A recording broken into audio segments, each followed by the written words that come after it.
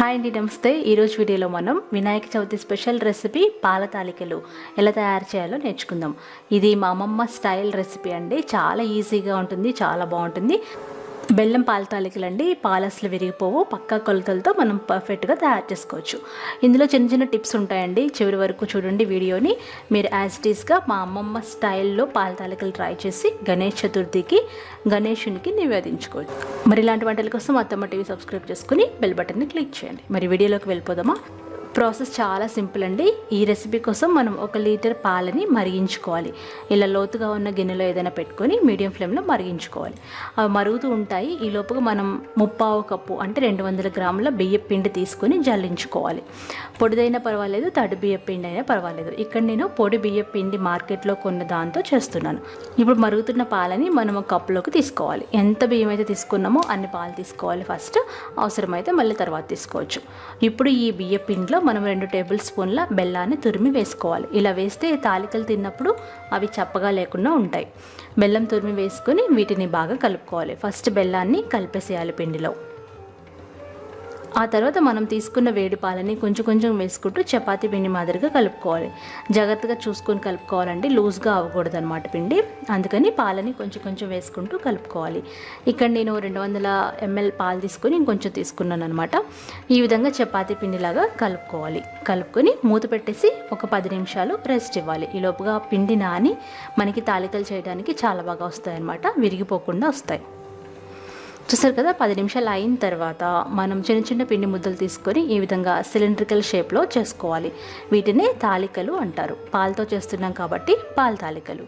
మనం చక్కగా ఏదైనా వెడల్పాటి బేసిన్లో కానీ పళ్ళెంలో కానీ వేసుకొని ఇలా ప్రెస్ చేస్తూ ఉంటే చాలా బాగా వస్తాయండి తాలికలు. దాని మీద కొంచెం బియ్యపిండి చల్లుకొని ఈ విధంగా ప్రెస్ చేసుకోండి. మరీ చిన్నవిగా కాకుండా మరీ పెద్దవిగా కాకుండా మీడియం సైజ్ తాలికలు చేసుకోవాలి. అప్పుడు చాలా బాగుంటాయి చూడడానికి కూడా. చూసారు కదా, మరీ లావుగా కాకుండా సన్నగా కాకుండా ఉండాలి. ఈ విధంగా కొంచెం బియ్యపిండిని అద్దుకుంటూ చేసుకుంటే తాలికలు ఒకదానికొకటి అతుక్కోకుండా ఉంటాయి. ఇలా అన్నీ చేసుకున్న తర్వాత కొంచెం బియ్యపిండి చల్లి బేసిన్ని ఒకసారి ఇలా మూవ్ చేస్తే అవి ఒకదానికొకటి అతుక్కోకుండా ఉంటాయన్నమాట. తాలికలన్నీ చేసిన తర్వాత 2-3 టేబుల్ స్పూన్ల పిండి మిగిల్చుకొని అందులో కొంచెం నీళ్లు పోసి ఇలా జారుగా కలుపుకొని పక్కన పెట్టుకోవాలి. ఇవి మనం థిక్నెస్ కోసం వాడతాము. మనం పాల తాలికలు ఉడికించుకునేటప్పుడు అందులో వేస్తామన్నమాట. ఇది పక్కన పెట్టుకోవాలి. చూసారు కదా, ఇప్పుడు పాలు మనకి బాగా మరుగుతాయి.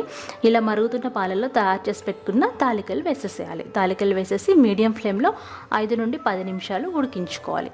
తాలికలు వేసిన తర్వాత మీరు గరిట అసలు పెట్టకూడదండి. చూసారు కదా, ఇలా పాలు పైకి వస్తూ ఉంటాయన్నమాట. మీడియం ఫ్లేమ్లో పెట్టుకొని నేను ఉడికించుకుంటున్నాను. ఇలా ఎప్పుడైతే పైకి వచ్చినాయో అప్పుడు మనం ఒక గుడ్డుతోటి ఈ గిన్నెని కలుపుకోవాలి. అంతేగాని మనం గరిట పెట్టి తిప్పకూడదు, ఎందుకంటే తాలికలు విరిగిపోతాయి అనమాట. చూసారు కదా, ఇలా బాగా పైకి వస్తున్నాయి కదా. ఇప్పుడు మనం ఒక క్లాత్ తోటి ఈ విధంగా బాండిని మూవ్ చేయాలి. ఇలా మూవ్ చేస్తే తాలికలు మనకి చక్కగా ఉడుకుతాయి, అలాగే విరిగిపోకుండా ఉంటాయి. మీడియం ఫ్లేమ్లో పెట్టుకొని ఒక 5 నుండి 10 నిమిషాలు ఉడికించుకోవాలి. తాలికలు బాగా ఉడికిపోతాయండి, మనకు తెలుస్తుంది అనమాట ఉడికిందో లేదో అని చెప్పి. ఈ ఉడికే లోపుగా మరొక పక్క ఒక టేబుల్ స్పూన్ నెయ్యి కాచి అందులో పచ్చి కొబ్బరి ముక్కలు కానీ ఎండు కొబ్బరి ముక్కలు కానీ వేయించుకోవాలి. పచ్చి కొబ్బరి వేస్తే మరింత టేస్టీగా ఉంటాయండి. పచ్చి కొబ్బరి ముక్కలు ఒక 2 టేబుల్ స్పూన్లు వేసుకొని అవి కొంచెం వేగిన తర్వాత జీడిపప్పులు వేయించుకోవాలి. ఈ రెండింటిని కాసేపు వేయించుకోవాలి. ఇవి 2 కొంచెం వేగిన తర్వాత కిస్మిస్లు వేసుకొని వేయించుకోవాలి. నెయ్యి కొంచెం ఎక్కువ వేసుకున్నా పర్వాలేదన్నమాట.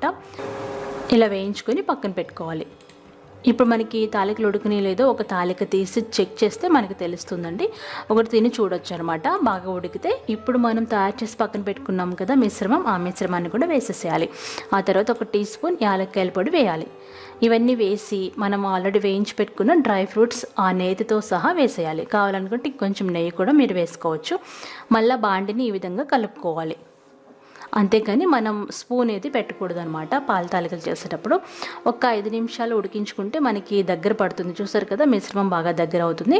అప్పుడు స్టవ్ ఆఫ్ చేసేయాలి. మనం ఏదో వేయడం మర్చిపోయాం కదా, మర్చిపోలేదండి, ఇదే పద్ధతి అనమాట. స్టవ్ ఆఫ్ అయిన తర్వాత మాత్రమే మనం తురిమి పెట్టుకున్న 1/4 కప్పు బెల్లాన్ని, అంటే దాదాపు 200 గ్రాముల బెల్లాన్ని వేసుకోవాలి. ఇక్కడ మీరు ఖచ్చితంగా గుర్తుపెట్టుకోవాలండి, స్టవ్ ఆపిన తర్వాత మాత్రమే వేయాలన్నమాట. బెల్లం తురిమి వేసుకోవాలి. మీ రుచిని బట్టి ఎక్కువ తక్కువ వేసుకోవాలి. చేసుకోవాలి. ఆ పాల వేడికి బెల్లం కరిగిపోతుంది. ఒకసారి బాండిని ఇలా మూవ్ చేస్తే పాల వేడికి బెల్లం మొత్తం కరిగిపోతుంది. చూసారు కదా, ఈ విధంగా అనమాట. మనం స్టవ్ ఆన్లో ఉంచి వేస్తే పాలు విరిగిపోయే ప్రమాదం ఉంటుంది. అందుకని ఈ విధంగా బెల్లం కరిగేంత వరకు ఉంచుకొని సర్వ్ చేసుకోవాలి. అంతేనండి, ఎంత రుచికరమైన మా అమ్మమ్మ స్టైల్ పాల తాలికలు రెడీ అయిపోయినాయి. చాలా సింపుల్ అండి, మీరు తప్పకుండా ట్రై చేయండి. ఇలా మీరు చేసినట్లయితే అస్సలు ఫెయిల్ అవ్వరండి. అలాగే బెల్లం వేసే ముందు ఖచ్చితంగా స్టవ్ ఆఫ్ చేసేసి వేసుకోవాలి, అప్పుడు పాలు అసలు విరిగిపోవు. అలాగే తాలికలు వేసిన తర్వాత గరిటె పెట్టకూడదు. అలాగే తాలికలు చేసుకునేటప్పుడు కొంచెం బియ్యపిండి చల్లుకొని చేసుకుంటే ఒకదానికొకటి అతుక్కోకుండా ఉంటాయి. అంతేనండి, ఈ చిన్న చిన్న టిప్స్ పాటించి మీరు పాల తాలికలు చేస్తారంటే పర్ఫెక్ట్గా వస్తాయి, చాలా టేస్టీగా ఉంటాయి. వినాయక చవితికే కాకుండా ఎప్పుడైనా పాతకాలం స్వీట్స్ తినాలనిపిస్తే ఇలా ట్రై చేయండి.